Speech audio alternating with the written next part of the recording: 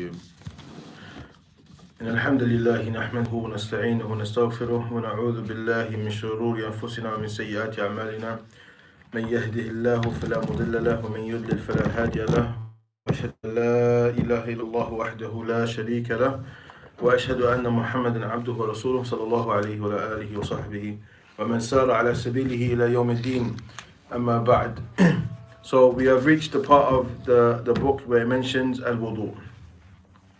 I started to discuss last lesson that which was related to the shurut of wudu.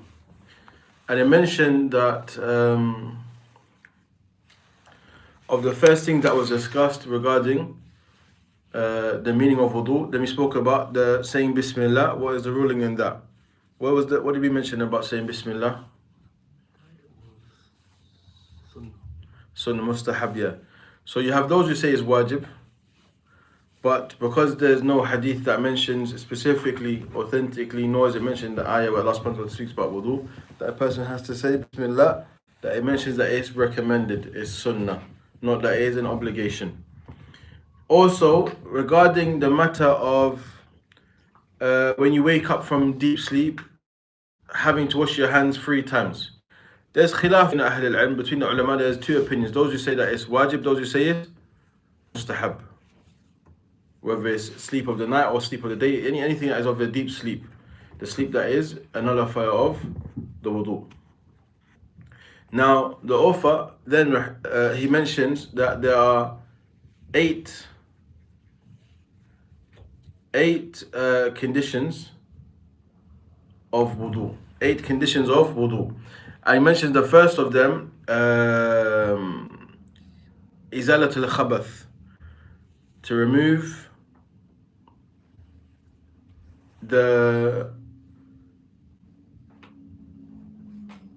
or here first and foremost, inqita' ma yujibuhu. Yani, as we mentioned, that which will necessitate wudu has to come to an end. I.e., you cannot be passing wind and making wudu at the same time.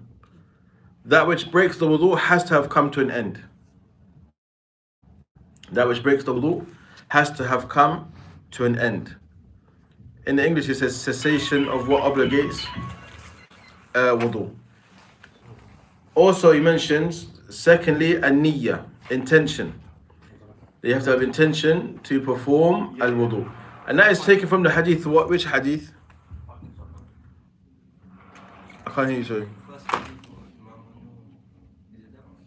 Yes, what's the hadith? Because Imam an-Nawawi's 40 hadith is not a book you mention as reference.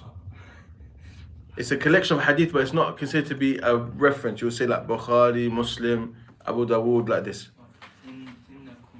In al-a'malu binat. Yani actions are by the intention. That enters in all babs of fiqh. The actions are all by the intentions. Because a person might do all the actions of wudu, but they don't intend to make wudu for salah. They just want to cool down because they're hot. So this is not something that allows a person to pray from this, because he hasn't made intention for wudu for salah.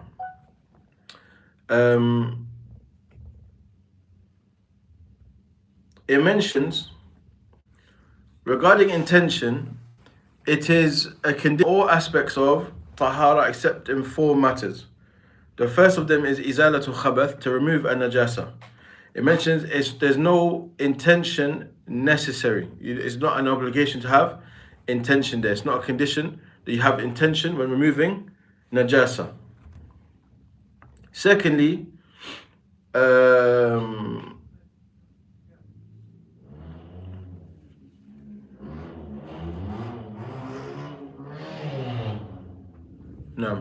So you mean like if because of the najasa, because you don't have to make intention? No.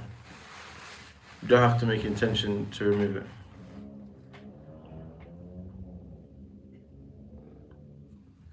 The second thing it mentions is, for example, a woman of the book washing where her menses were, or the blood of postnatal bleeding, or from janaba. Now, that's of the things also mentioned.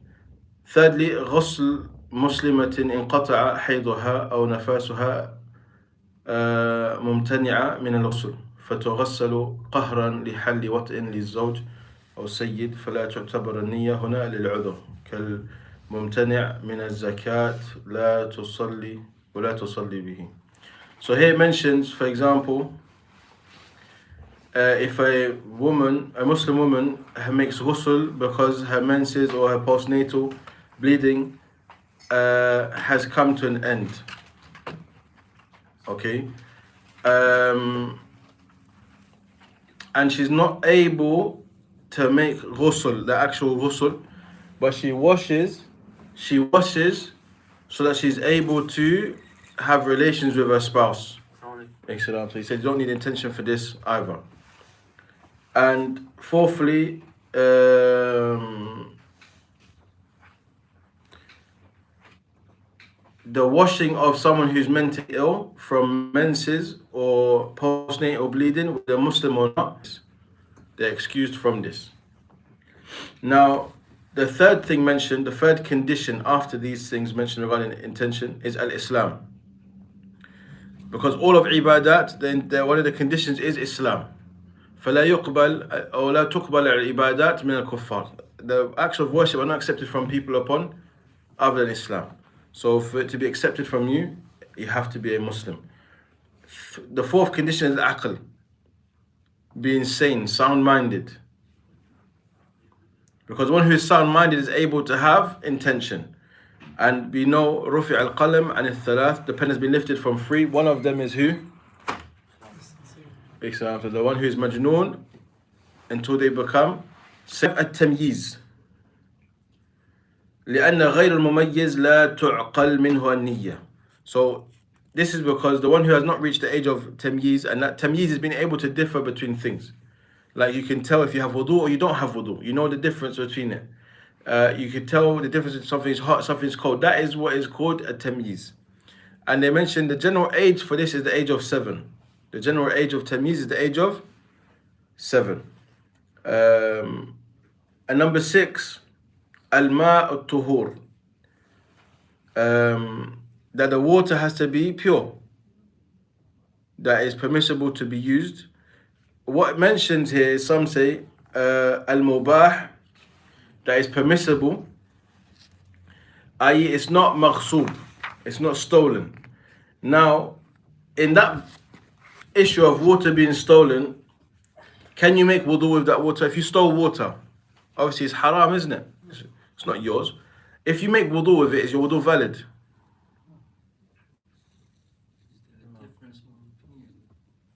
On what basis?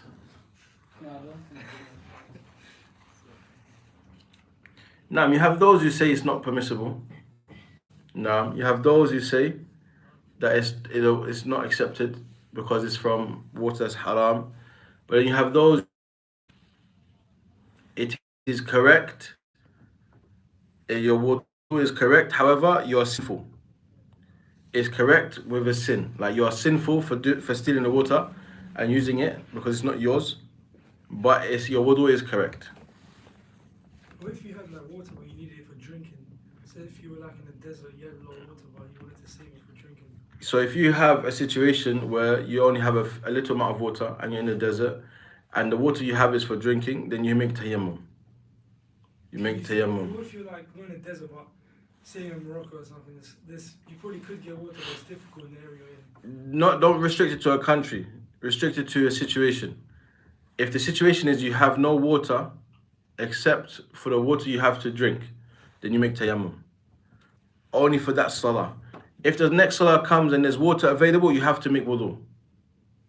Even if you're in a state of wudu, you have to make... You're in a state of wudu because you made tayammum. You see? So tayammum mubih lis-salah, it gives you the permissibility to pray. But does it mean you're in a state of tahara al-itlaq?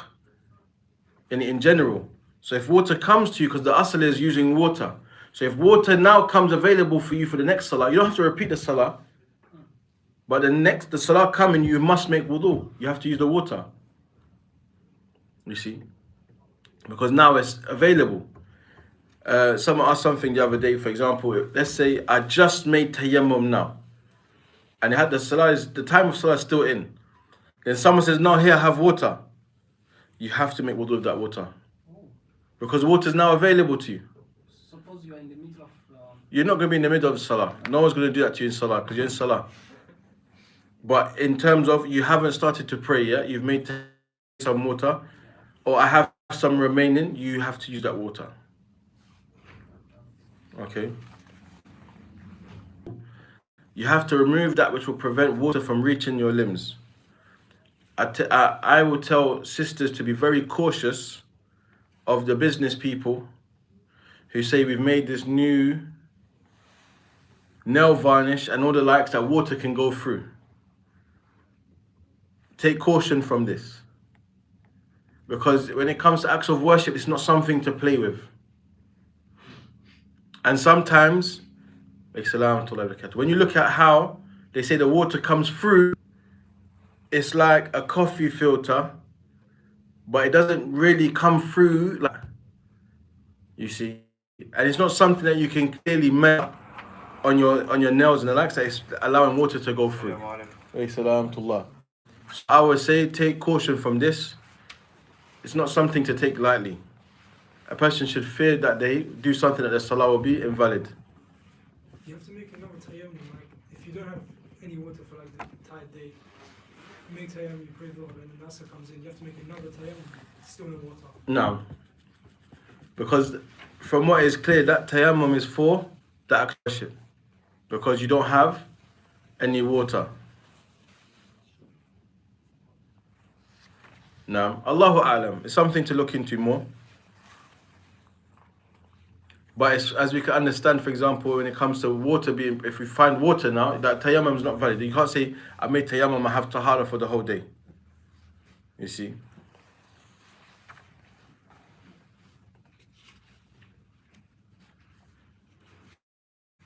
Because that is like mubih للصلاة بدلا من استعمال المال. It allows you to pray as an exchange of using water, because either you cannot find water or it will harm you if you use the water.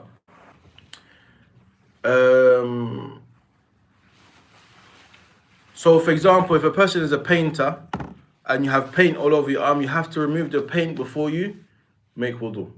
The thing that will prevent the water from touching your skin, you have to remove it.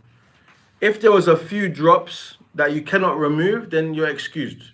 Shaykh Islam Taymiyyah says, Al-qalil ma'fu'an, or ma'fu', very small, very little is excused.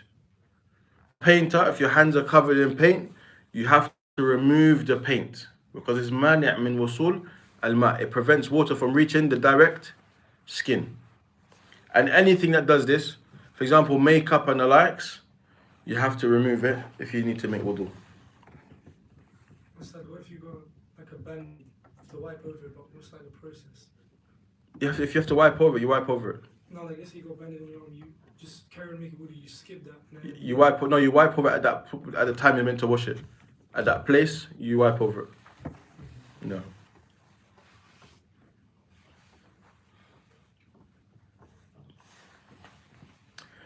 Also, what is mentioned, al-istinja, or al-istijmar qabla al-wudu.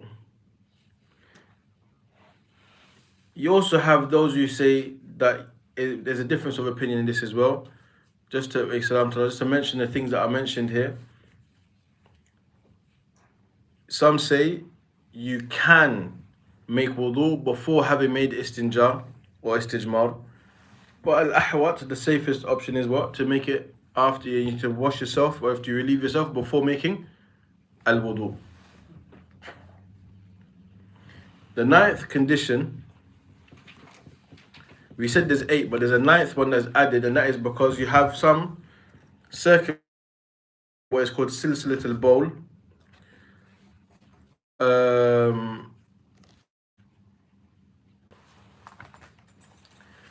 These conditions where you have silsilat al-bawl, the urine keeps coming after you've relieved yourself, then you make wudu at the time of every single salah.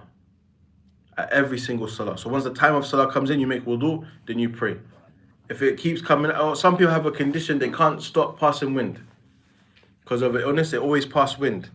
If this is your situation, then what happens? You just finish your salah. You just finish your salah because you're excused, because you have a condition, you have a health condition. Now,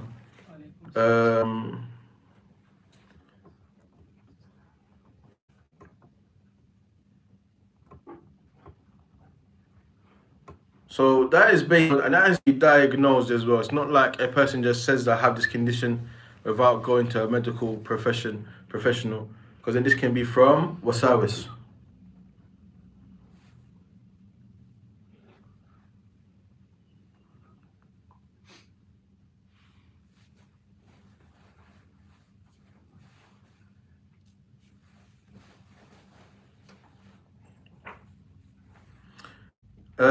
So regarding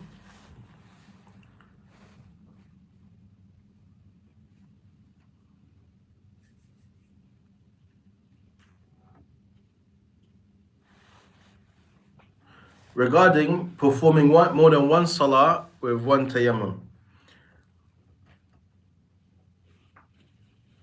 Sheikh bin Baz rahimahullah mentions الصواب أنه كالماء يكفي في الصلوات كلها لأن الرسول عليه الصلاة والسلام قال في الحديث الصحيح وجعلت لي الأرض مسجدا وطهورا فسماها طهورا. So it mentions that in the hadith that mentions the earth was made for me as a masjid, a place of prayer, and tuhuran, a means of purification. It mentions here, if a person makes one tayammum, then they can pray a number of salawat with this, whether it's obligatory or voluntary, because it takes the ruling of water. ونمشي بهذا إن شاء الله.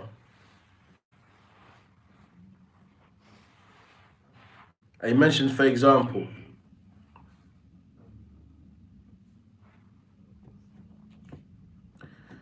if a person made tayammum for Maghrib and they're still upon tahara, they haven't invalidated the tahara, for example, and then Isha comes, then they pray Isha and that's sufficient for them. No. But if a person made tayammum for Salat al-Dhuhr and then Asr comes but there's water available, he has to use the water. No. So when I said you make tayammum for each salah, then I stand corrected.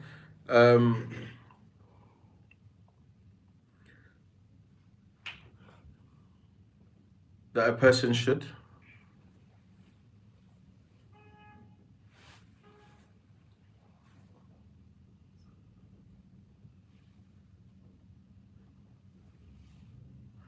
You have, for example,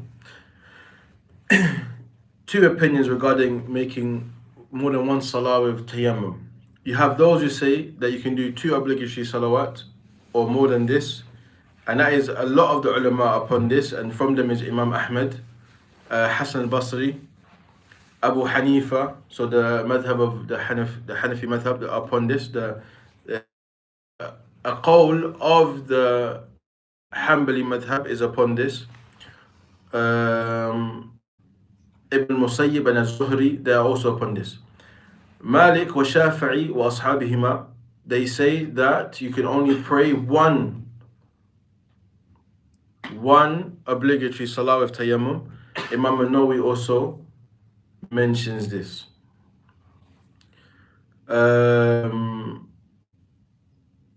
And Ibn Mundhir, he mentions that this is also the opinion of Ali ibn Abi Talib, wa ibn Abbas, wa ibn Umar, radiyallahu anhum, wa Shafi'i, wa Nakhi, wa Qatada, wa Rabi'a, wa Yahya al-Ansari, wa Layth, wa Ishaq, wa ghayruhum. So you have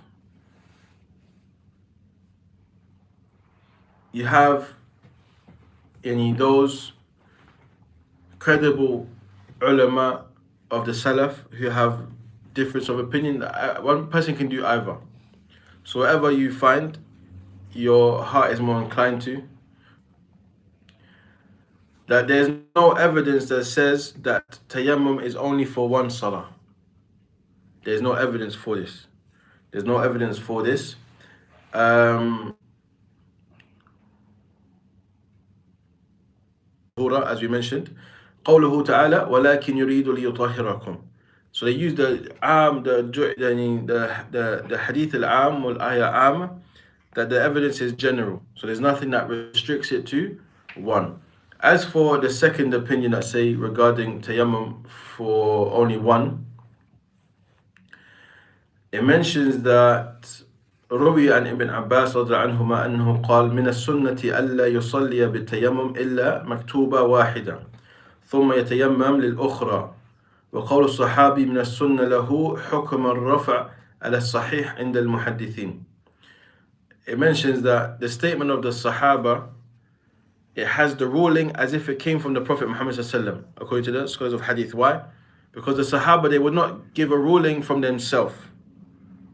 They would not give a ruling from themselves, rather it showed that this is something that they heard from the Prophet Muhammad sallallahu alayhi wasallam.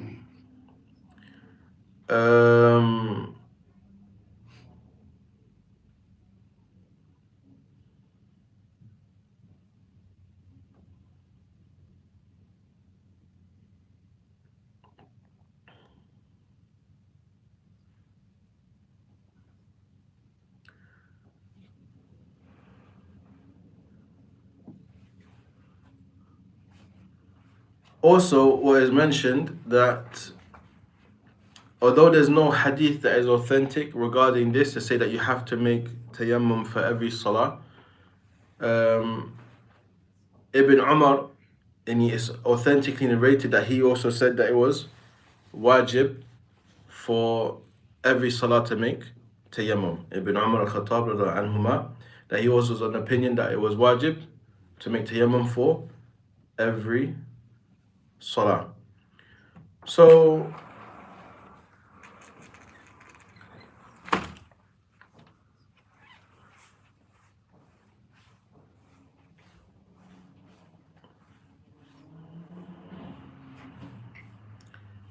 then you have, for example, that the majority of the scholars, they say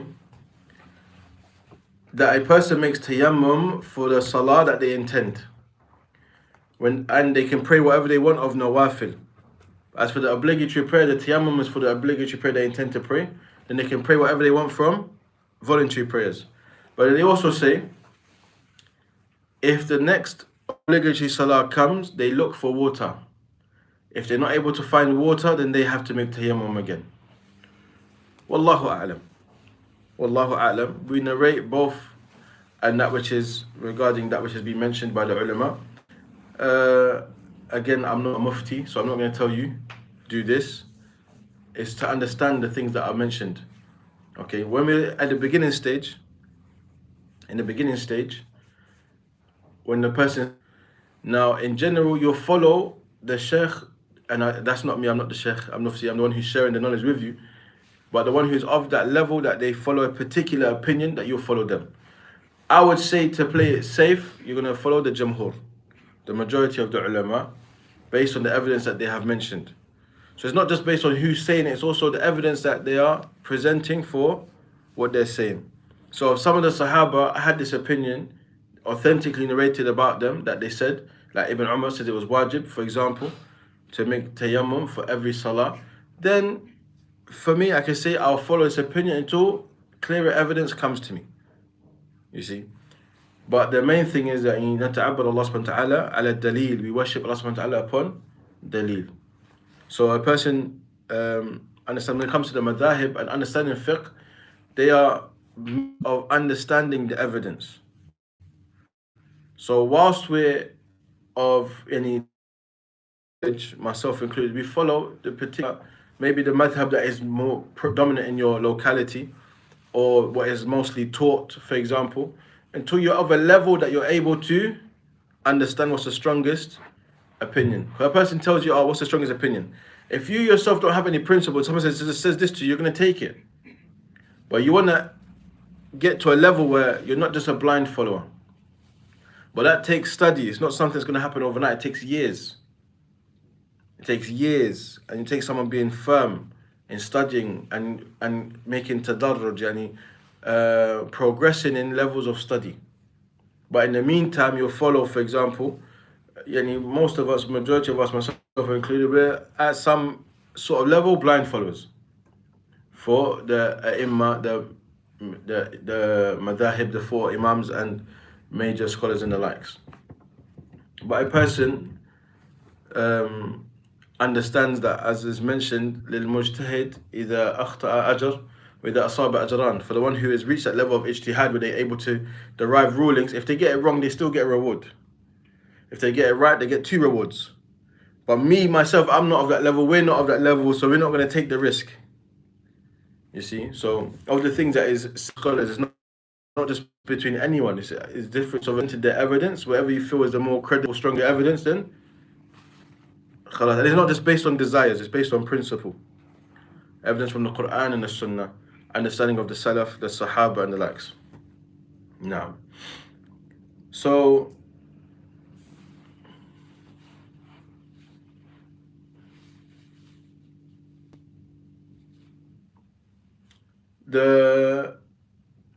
regarding the 9th condition that we mentioned is that if you have, for example, a nullifier of wudu that's constant because of an illness, or in a situation where a woman, she has a normal menstrual cycle.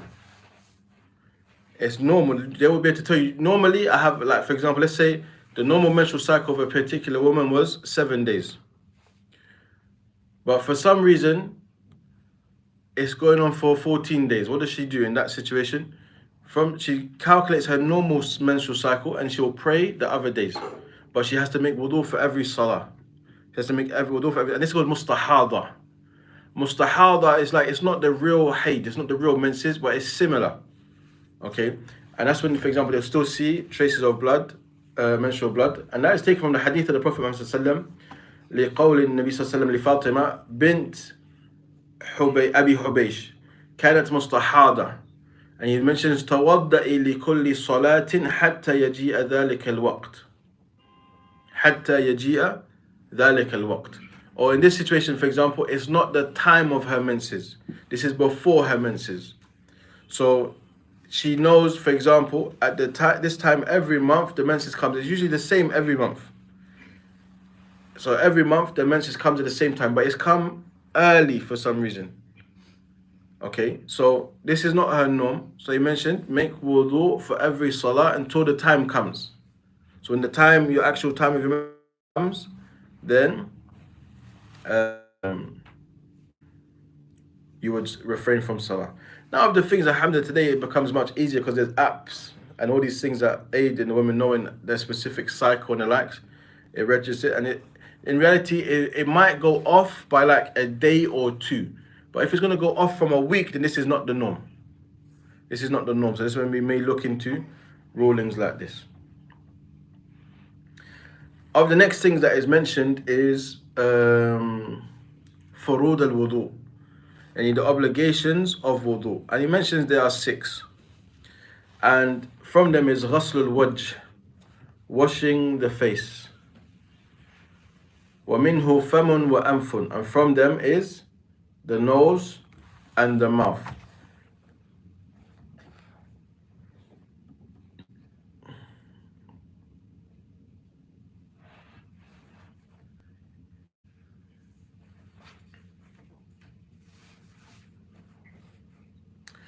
Now here, you'll be surprised to hear this, but there's also a discussion among the ulama about madmada and istinshaq, rings in the mouth and the nose.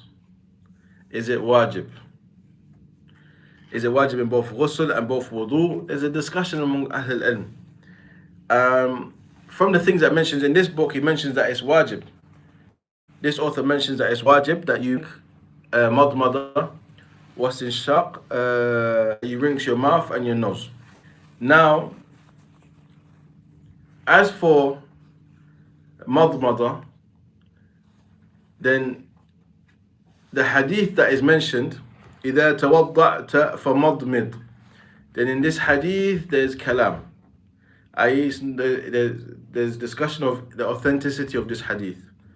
Whereas the hadith that mentions rinsing the nose, then that is muttafaqun alayh.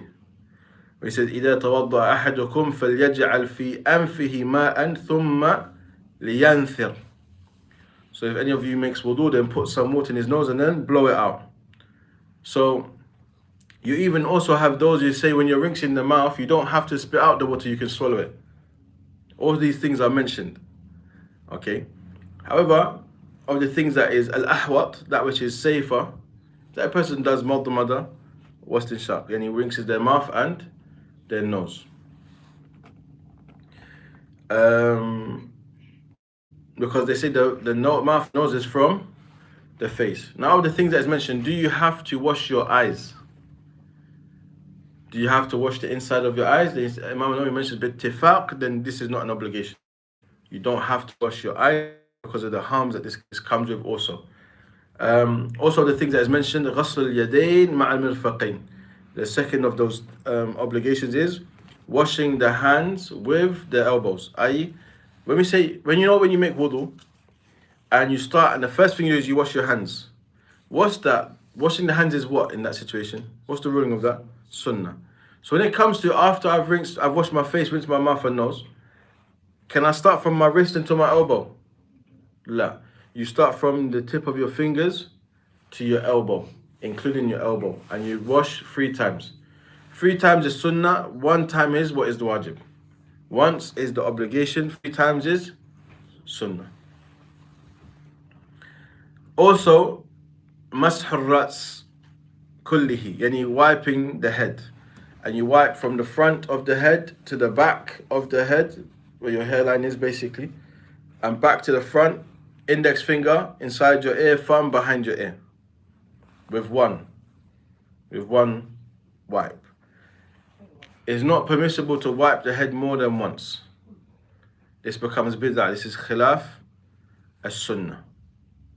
Because if you do it more than once, this is no longer called masah, this is called ghasl. This is now washing. If you wipe it more than once, it becomes washing. Okay, so wiping is just to wipe over, not to wash. You don't wash your head, la. You wipe back to the front, and that's it.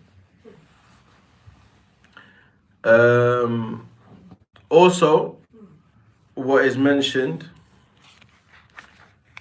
وَغَسْلُ الرِّجْلَيْنِ مَعَ الْكَعْبَيْنِ, that a person has to wash both feet up until and including what?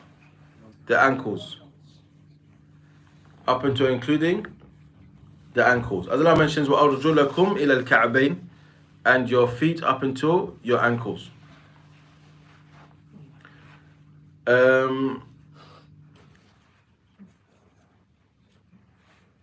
Also,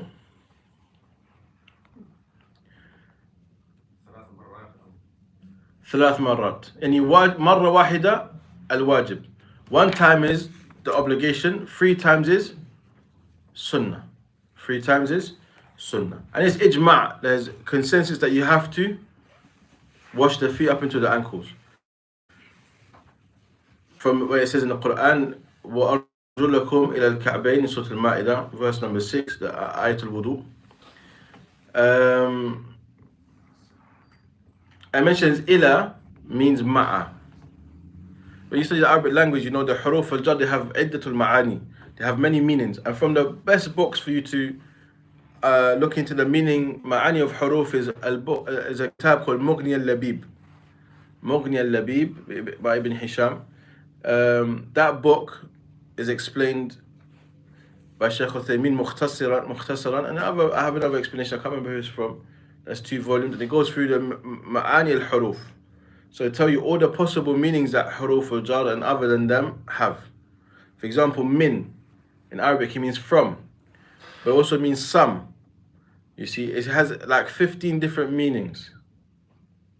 Okay, so in this context it says وَأَرْجُلَكُمْ إِلَى الْكَعْبَيْنِ بِمَعْنَى مَعَ الْكَعْبَيْنِ, يعني with the ankles. Also, of the conditions that's mentioned is number 5, at-tartib, yani order. That is to be done in order. And last one, number 6, al-muwalat, that is done consecutively, the break in between. No. Can you wash your feet more than 3 times. This is not the sunnah. Once is wajib, sunnah is 3 times. More than this is not sunnah. You see, because the Prophet never did this. So we always do exactly how the Prophet Muhammad done it. Anything more than this is khilaf as-sunnah. You see.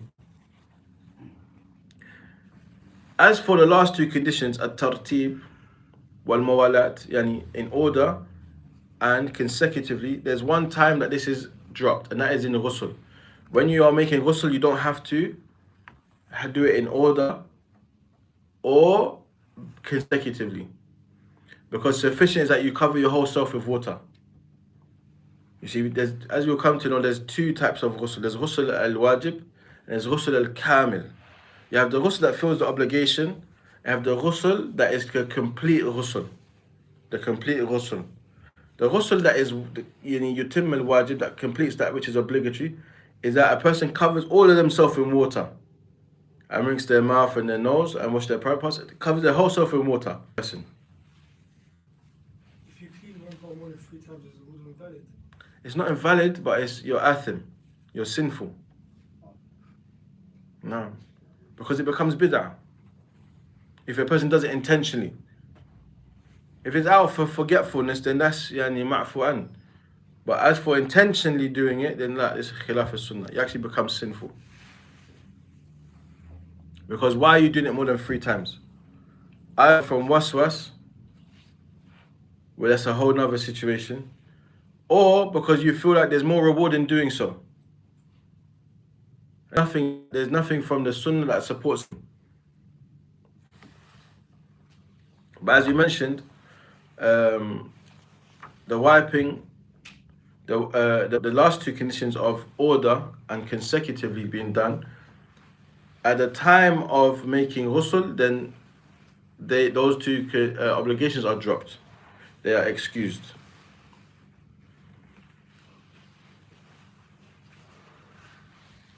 And how does a person know when they are not doing something consecutively? How do you know that you've fallen out of doing it consecutively? If by the time you go to wash the next limb, the other limb has dried. That's when you know that it's not been done consecutively. If by the time it comes to washing another limb, the previous limb that has been washed has dried. Okay, so that's when you know it's not been done consecutively.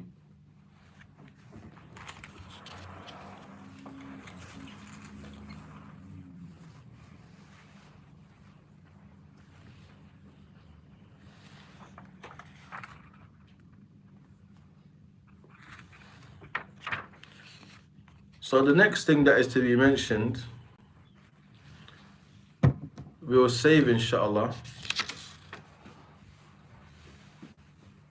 as that's going to be matters regarding wiping over the socks. So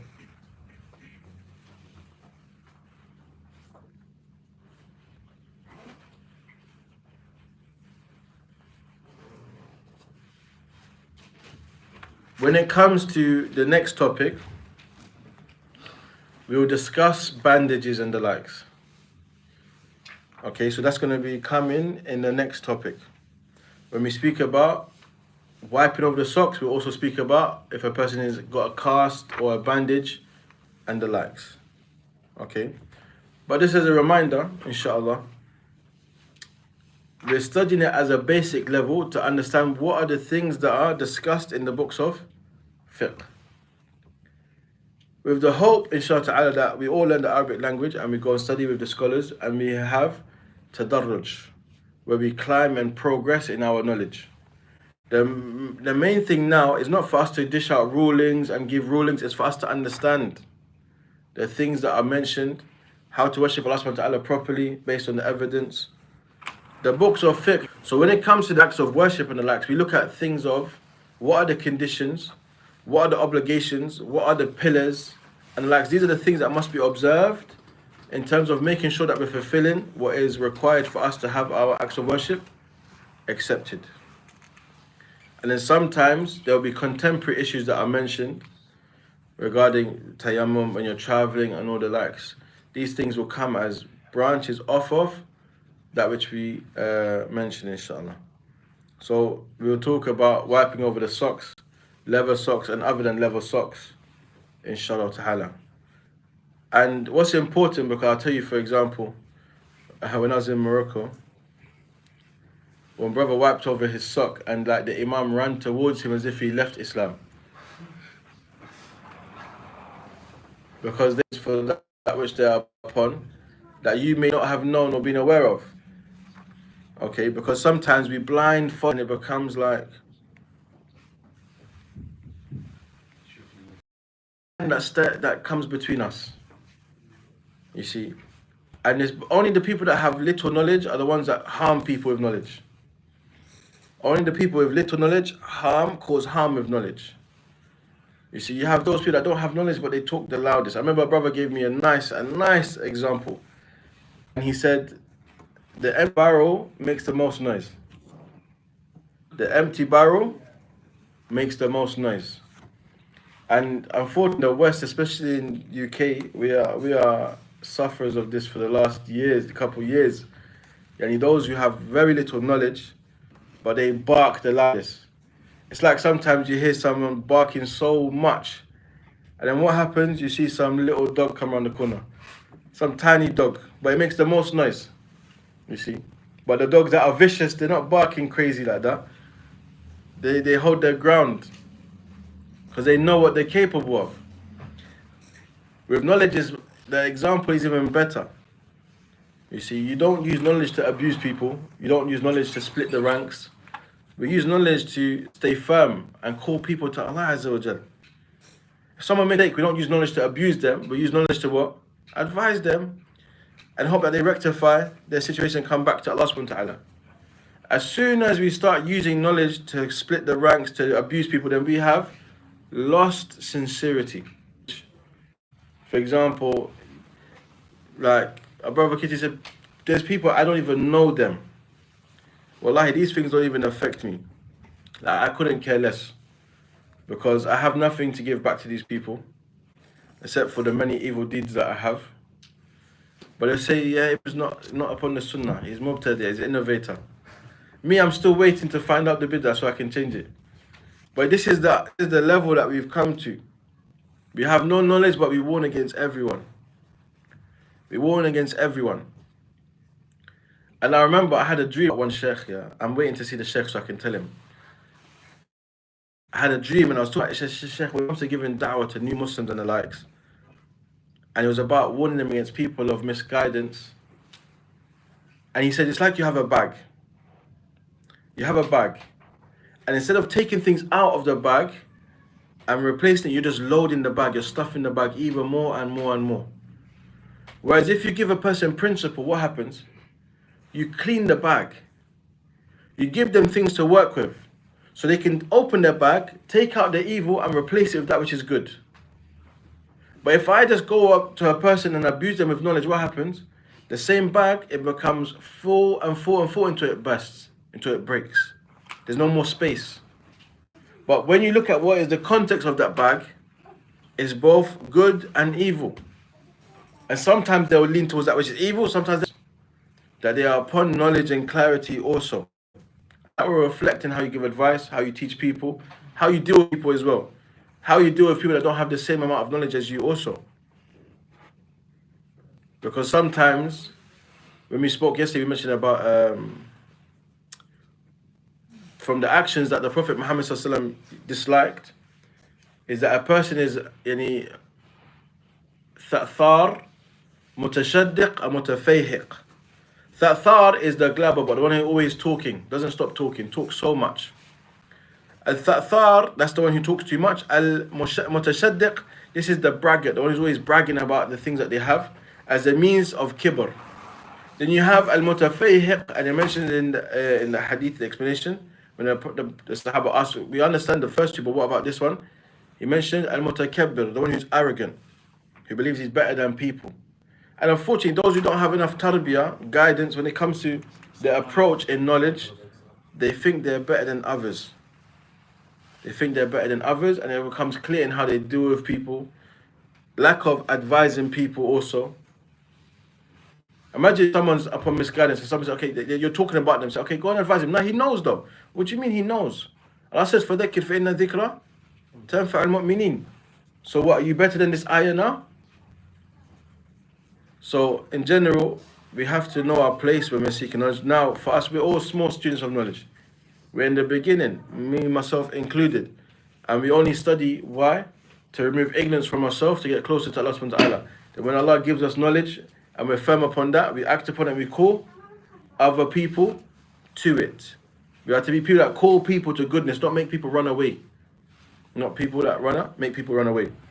So inshallah ta'ala, we'll stop here today, and from next lesson we'll continue from Mas'al al-Khuffayn, wiping over the socks, and other matters that are also related to that of contemporary issues with the cask and the like, and bandages, inshallah ta'ala.